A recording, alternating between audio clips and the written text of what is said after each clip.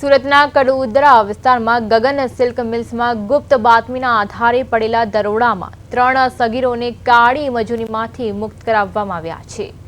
આ ઘટનાને પગલે ઔદ્યોગિક એકમોમાં ખળભળાટ મચી ગયો છે। કડોદરાની ગગન સિલ્ક મિલ્સમાં બળજ મજૂરી થતી હોવાની માહિતી મળતા જ બાળ મજૂરી વિરોધી ટાસ્ક ફોર્સે ઓચિંતી રેડ પાડી હતી। કાર્યવાહી દરમિયાન 17 વર્ષની વયના 3 તરુણો ભારે લોડિંગના કામમાં જોડાયેલા મળી આવ્યા હતા। પ્રાથમિક તપાસમાં બહાર આવ્યું છે કે આ પૈકીના 2 બાળકો સુરતના અને 1 નવસારીનો રહેવાસી છે।